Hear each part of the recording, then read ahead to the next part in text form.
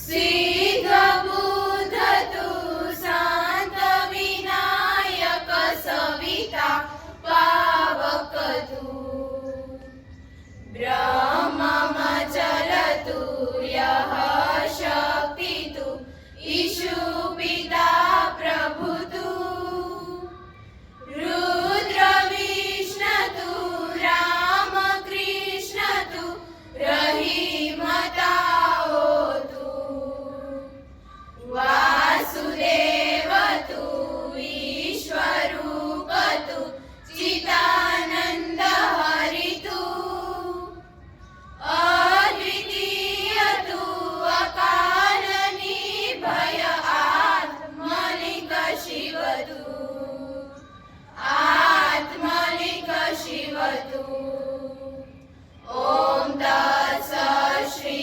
नारायण तू पुरुषोत्तम गुरु तू पुरुषोत्तम गुरु तू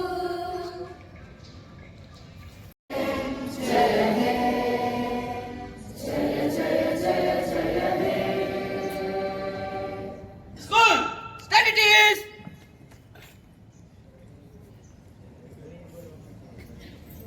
Teachers, please sit with their मेरा मन ए वतन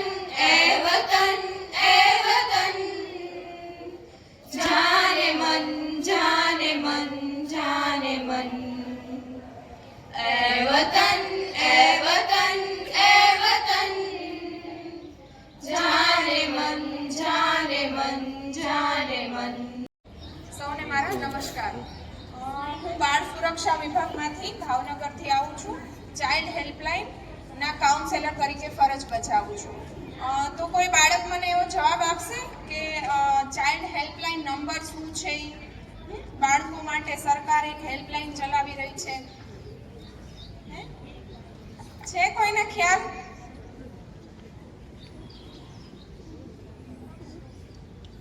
તો બાળકો માટે સરકારે એક હેલ્પલાઇન નંબર બનાવ્યો છે કે 1098. કયો નંબર છે? 1098. 108 ખબર છે? પહેલા તમને એવું લાગ્યું હતું ને એપ્રોન જોઈને કે 108 વાળા આયા છે. તો સરકાર આપણે બાળકો માટે બધી આ હેલ્પલાઇન ચલાવે છે, યોજનાઓ ચલાવે છે. તો હવે મને એક સવાલનો મને એવી આશા છે કે મને એનો જવાબ મળશે. બાળક આપણે કોને ગણશું? કઈ ઉંમરનું હશે તો આપણે એને બાળક ગણશું?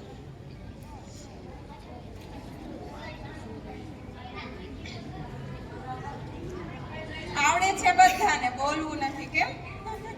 તો ભારત સરકારની ગાઈડલાઈન મુજબ 0 થી 18 વર્ષની નીચેના તમામ દીકરા દીકરીઓને બાળક ગણવામાં આવે છે.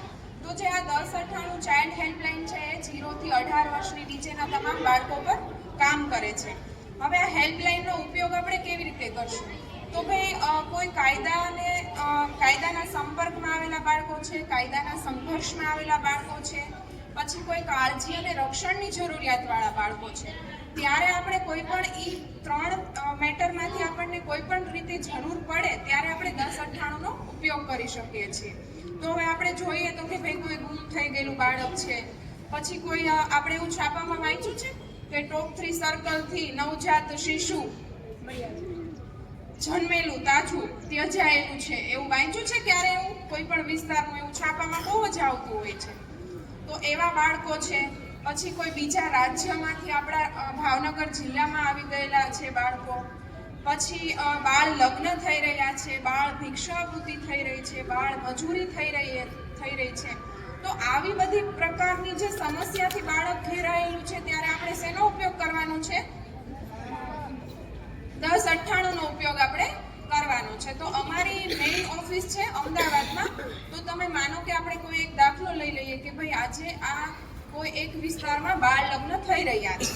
હવે કોઈ બાળકને એવું નથી કે બાળક જ ફોન કરી શકે, પુખ્ત ઉંમરના વ્યક્તિ પણ આમાં ફોન કરી શકે છે કે ભાઈ જે તે જગ્યા પર અત્યારે બાળ લગ્ન થઈ રહ્યા છે.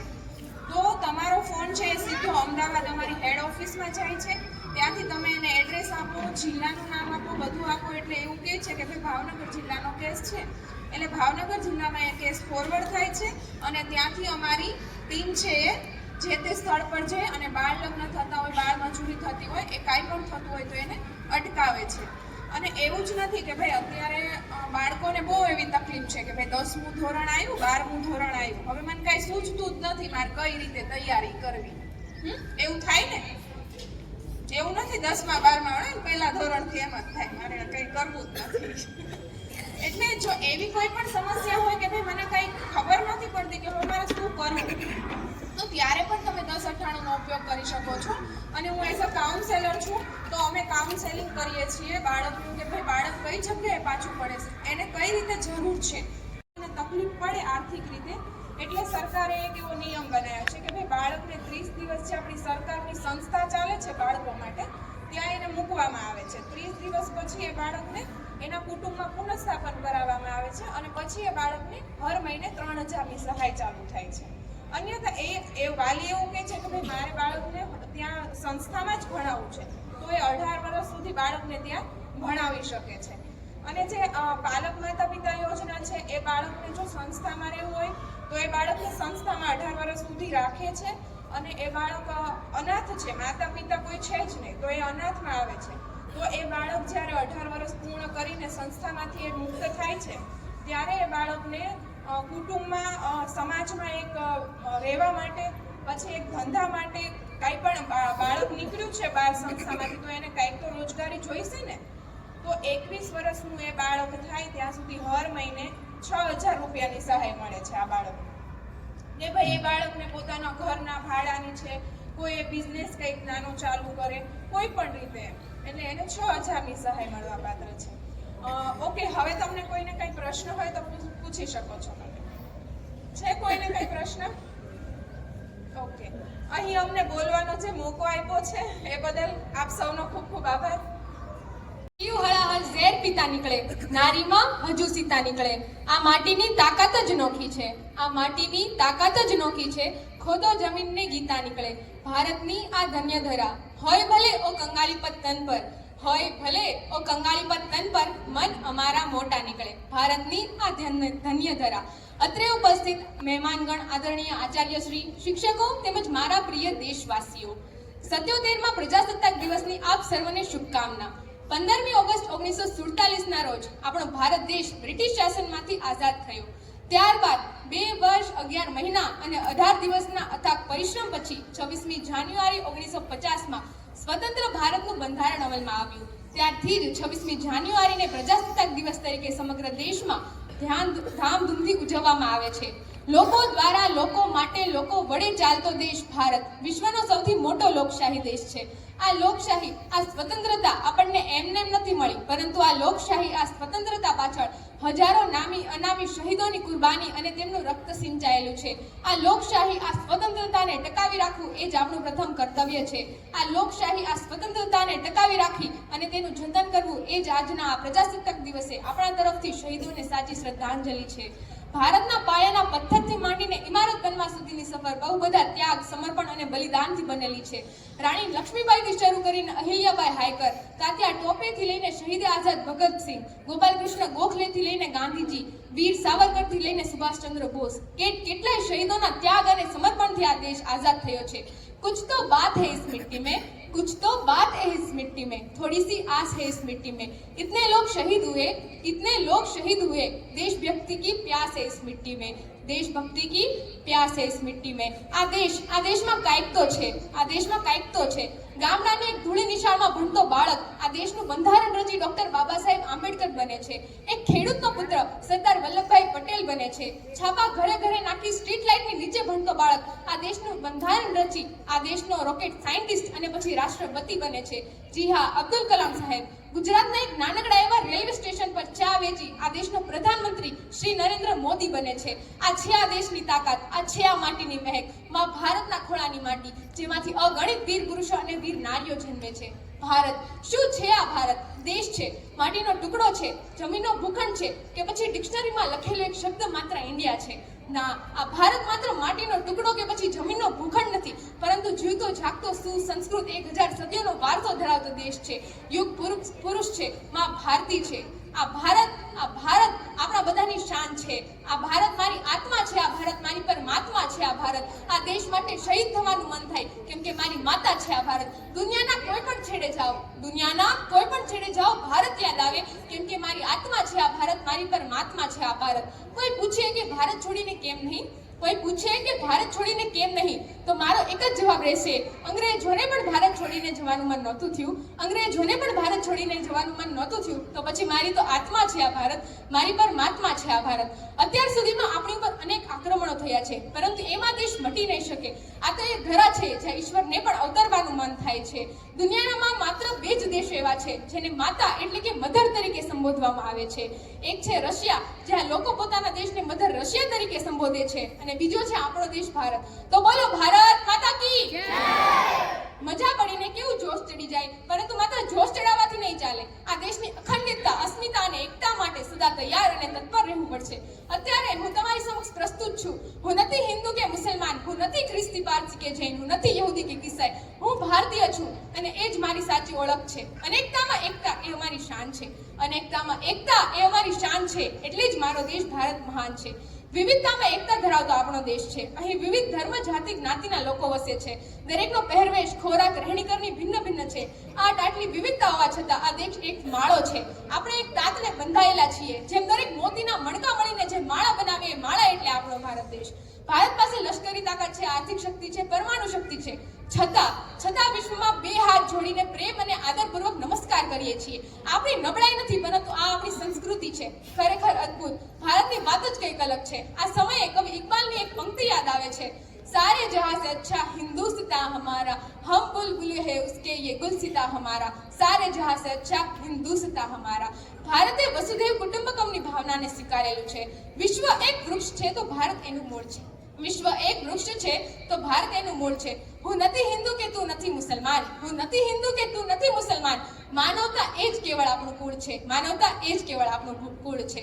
હું અને તમે બધા ભારતીય છીએ, પરંતુ ભારતીય હોવું એટલે શું?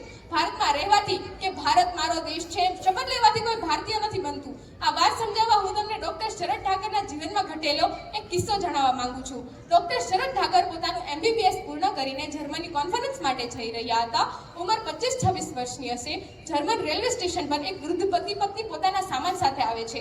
2-4 બેગ છે. ટ્રેન આવે છે. વૃદ્ધ પતિ પત્ની પોતાના સામાન સાથે ટ્રેનમાં ચડવા જાય છે.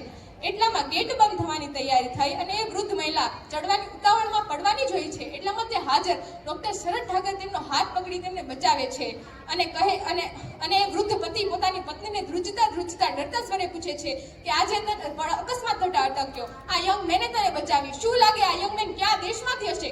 એ સવાલના જવાબમાં એ વૃદ્ધ લેડી કહે છે, he must be from India and he is Indian. હજારોની ભીડમાં કોઈ બચાવવા ન આવ્યું, એક વ્યક્તિ બચાવવા આવ્યો. એ પરથી લેડી કહે છે કે એ ભારતીય હોવો જોઈએ. તો મિત્રો, આ છે આપણા ભારતીય હોવાનું લક્ષણ, આ છે આપણા ભારતીય હોવાની નિશાની. દુનિયા આપણને આ નજરે જુએ છે. જ્યારે કોઈ મદદ માટે તૈયાર નથી, ત્યારે આપણે મદદ માટે હંમેશા તત્પર રહીએ છીએ. આ ભાવના છે વસુધૈવ કુટુંબકમની. આ ભાવના છે સદા સર્વદા ભારતની. દુનિયાના કોઈ પણ ખૂણે છાના આંસુ સરતા હોય તે આંસુને લૂછવા માટે ભારત હંમેશા તૈયાર છે. પૂર અને જેવી આપત્તિના સમયે દુનિયાના દેશોને મદદ કરવા માટે ભારત હંમેશા તૈયાર છે. અરે, આપણને તો દુશ્મન સમજતા દેશોને પણ આપણે કોરોના કાળમાં મદદ કરી હતી. हम वो है जो दुश्मनों के दिल में भी प्यार भर दे. हम वो है जो दुश्मनों के दिल में भी प्यार भर दे. बिखरे हुए गुलसिता को भी गुलजार कर दे. बिखरे हुए गुलसिता को भी गुलजार कर दे. દુનિયાને શૂન્યની શોધ કરીને આપણે આપી. ન્યૂટન નામના વૈજ્ઞાનિકે શોધેલું કે ઉર્જાનો સર્જન થઈ શકતો નથી, ઉર્જાનો નાશ થઈ શકતો નથી, ઉર્જાનો માત્ર એક સ્વરૂપમાંથી બીજા સ્વરૂપમાં રૂપાંતર થાય છે. આ નિયમ ઉર્જાના નિયમ તરીકે દુનિયામાં સર્વમાન્ય છે. તમારામાંથી ઘણા માને છે કે અમેરિકા સારો દેશ છે, જાપાનની ટેકનોલોજી, ચીનનું લશ્કર, પરંતુ શું તમે ભારત વિશે પૂરેપૂરું જાણો પણ છો? આ જ નિયમ આત્માના સ્વરૂપમાં આપણા વેદોમાં આપેલો છે. નૈન છિદ્દંતિ શાસ્ત્રાપી નૈન દદાપી પાવક. આ જ શ્લોક ઉર્જાના નિયમને લાગુ પડે છે, જે હજારો વર્ષો પહેલા આપણા વેદોમાં આપેલો છે. વૈદિક ગણિત, બ્રહ્માંડનું અવલોકન, આયુર્વેદ, યોગ, આ બધી દુનિયાને આપણી અનમોલ ભેટ છે. આ એ ધરતી છે જ્યાં રામના નામે પથ્થર પણ દઈ જાય છે. આ એ ધરતી છે જ્યાં રામના નામે પથ્થર પણ ધરી જાય છે. અંધકાર સામે લડત આપતા દીવાને પ્રજ્વલિત રાખવા પવન પણ ફરી જાય છે. આ ભારતની પાવન ધરતી પરથી જ શ્રી કૃષ્ણે ગીતાનું જ્ઞાન આપેલું અને કહેલું, યદા યદા હિ ધર્મસ્ય ગ્લાનિર્ભવતિ ભારત અભ્યુત્થાનમ ધર્મસ્ય તદાત્માનમ સુજામય પરિત્રાણાય સાધુનામ વિનાશાય ચ દુષ્કૃતામ ધર્મ સંસ્થાપનાર્થાય સંભવાની યુગે યુગે. આજના આ પ્રજાસત્તાક દિવસે આ દેશના રિયલ હીરો એવા સૈનિકોને સો સલામ.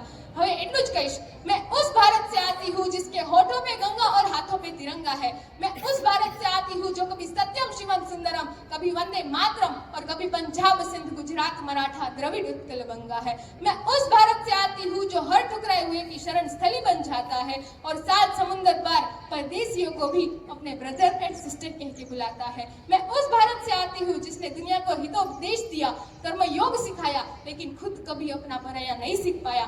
मेरा भारत वसुधैव कुटुंबकम के सिद्धांत पर जिया है. मेरा भारत वो नीलकंठ है जिसने खुद विष पीकर दुनिया को अमृत दान किया है. मेरा भारत कर्मण्यवादी का रस्ते गाता है, तीनों लोगों का स्वामी होके माखन चुराता है और महाअवतार होके माँ के हाथों मार खाता है. मैं गौतम के भारत से आती हूँ जहाँ जनहित के लिए एक राजपुत्र सन्यासी हो जाता है. मैं राम के भारत से आती हूँ जहाँ पिता की एक बात पर बेटा सिंहासन त्याग कर वनवासी हो जाता है. मैं उस भारत से आती हूँ जो स्त्री को उसके स्वाभिमान से पहचानता है, एक कुंवारी माँ को महासती कुंती के नाम से जानता है और 5 पतियों वाली द्रौपदी को देवी मानता है. मेरा भारत आकाश सा बलवान है फिर भी धरती सा धैर्यवान है. मेरा भारत प्रेम का पुण्य लोक और अहिंसा का जन्म स्थान है, लेकिन नारी का अनादर हो जाए तो हमारा बच्चा बच्चा हनुमान है. मैं उस भारत से आती हूँ जिसके लिए गर्व हो आप सबको. पढ़ो हमारा इतिहास जो हमारे मस्तक पर छापा है. एक दुशासन ने हमारी बेटी का आंचल छीन लिया, हमने 100 भाइयों की चिता जला दी. एक रावण ने हमारी माँ का हरण कर लिया, हमने पूरे राक्षस कुल की लंका लगा दी. मैं उस भारत से आती हूँ जो ना कभी रुका ना झुका ना डरा है. मैं उस भारत से आती हूँ जो वीरता की वसुंधरा है. और आज अपना परिचय इसलिए दिया क्योंकि प्रणाम कह के परिचय देना हम भारतवासियों की परंपरा है. आज साथे वंदे वंदे वंदे भारत माता की भारत माता की भारत माता की जय जय जय.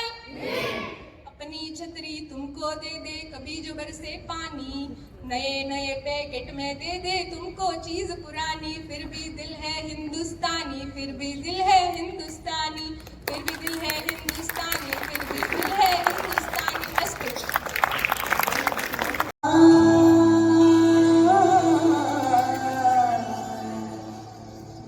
जयतु जयतु भारतम् जयतु जयतु भारतम्.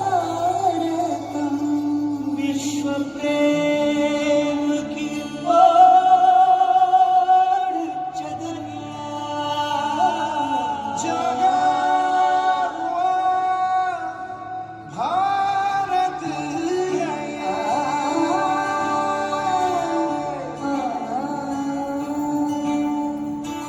विश्व प्रेम की ओर चदरिया, विश्व प्रेम की ओर चदरिया सच्चे सुर में गाता है. एक सुरीली आशा लेकर सूरज नए उगाता है.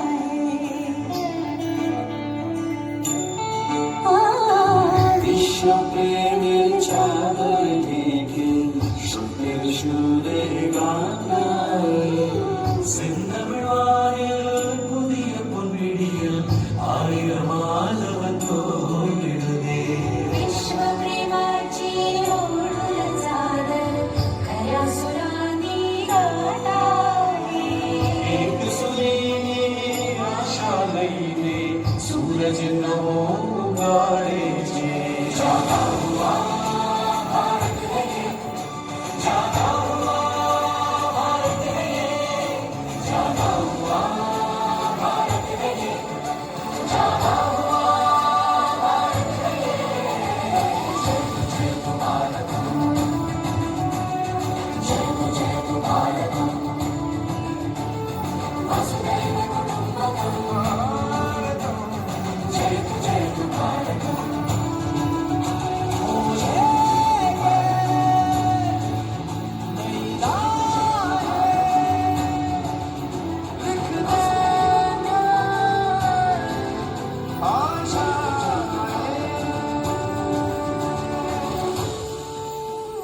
श्वास मेरी प्राण मेरा तू ही मेरा मन बस तू ही है प्रेम मेरा पहला और प्रथम धर्मधात्री कर्मधात्री जन्मधात्री कई मानवणोधार पोसे अंकितमौता सुर अनेक स्वर अनेक एक है धड़कन शब्द सारे भाव सारे है तुझे अर्पण सर्व तेरे कोई तड़कन भक्त मोर श्रद्धा मोर तुमके अर्पण प्रेम का मृदंग रंग एकता का तू युगों युगों से एक छंद साधना का तू यन्न ಸೇರಿ ಮಿಡಿವ ಪ್ರೇಮ ನಾನನಿ ಯುಗ ಯುಗಗಳ ಸಾಧನೆಯ ಶಿಖರ ನಾನನಿ तेरी शान तू महान ज्योति तू किरण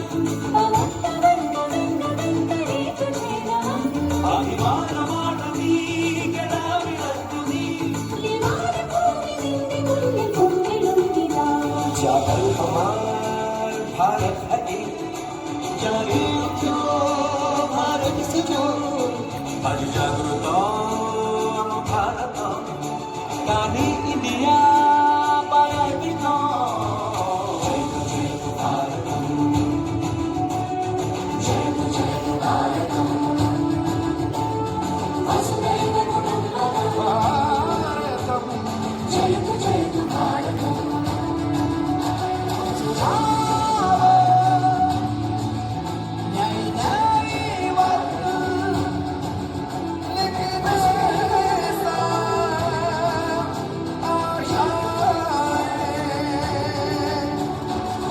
तमसो मा ज्योतिर्गमय अंधकार को जीते मन यही प्रार्थना करता भारत विजयी भव मानव जीवन विश्व प्रेम की ओर चढ़ विश्व प्रेम की ओर चढ़िया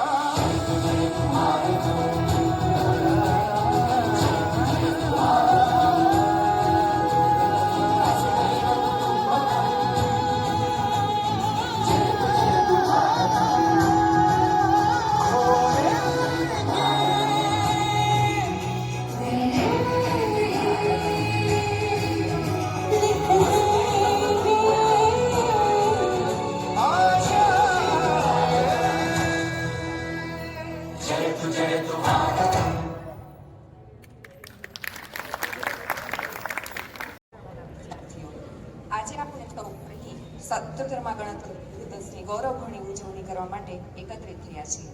આ દિવસ માત્ર નથી, પરંતુ આપણા અધિકારો, ફરજો અને સંવિધાનનો ઉત્સવ છે.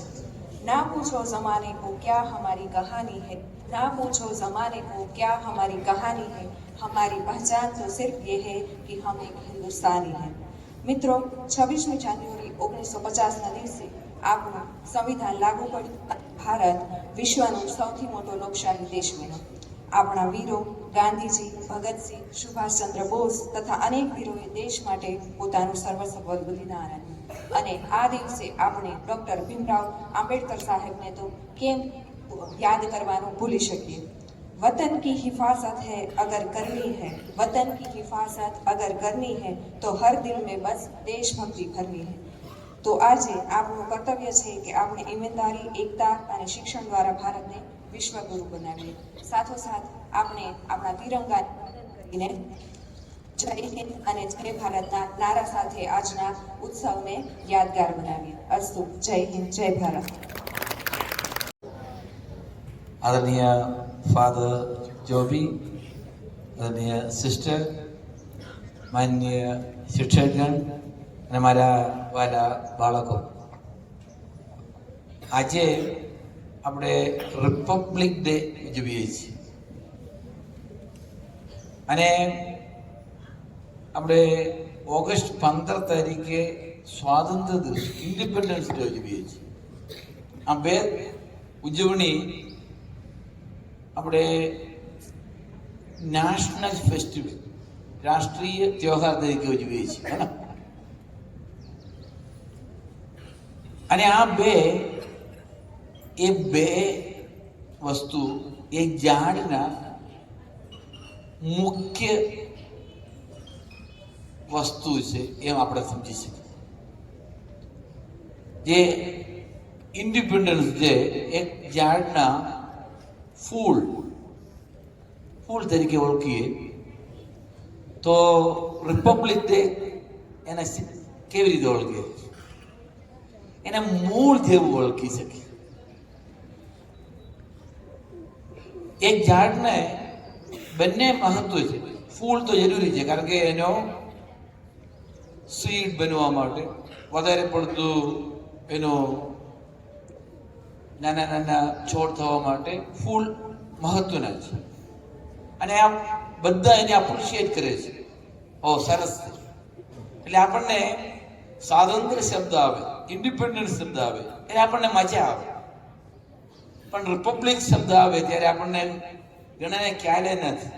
રિપબ્લિક ડે શું છે એ પૂછે તો ઘણાને ખ્યાલ નથી. અત્યારે ઓલા બેન પૂછ્યા હતા તમને આપણા બાળ અધિકારનો નંબર શું છે ખ્યાલ નથી. હા 1098 અત્યારે ખ્યાલ આવે.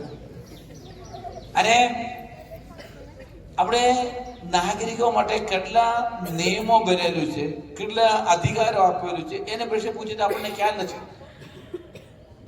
એ રીતે ઝાડના મૂળિયા પણ એમ હશે. ઘણા બધા એને ઓળખતો ના હોય, એ જોતો ના હોય, એ માટી એકદમ લાગેલું હોય, પણ એક ઝાડ માટે મહત્વના ભાગ છે મૂળ. એ રીતે છે આપણે રિપબ્લિક ડે પણ એમ જ. એ દિવસે આપણા દેશ એક વૃક્ષ બનવા માટે, એમાં સરસ સરસ ભૂલ આવવા માટેનું મૂળ સ્ત્રોત વિશે આપણે વિચાર કરીએ છીએ અને એનું ઉજવણી કરીએ છીએ. ને ઉપર લખાડે છે constitution of India. Constitution of India નિયમ સંહિતા છે. અને એની બાજુમાં છે પ્રિયામ્બલ. તો તમે ત્યાં વાંચવા જવાની જરૂર નથી. તમારે બધાને ટેક્સ્ટ બુક છે, ચોપડા છે, એની આગળના પેજમાં આ છાપેલું છે. એ આપણને સમજાવે છે આપણા દેશ શું છે, દેશના વિચારધારા શું છે, આપણા વડીલો કેવા એક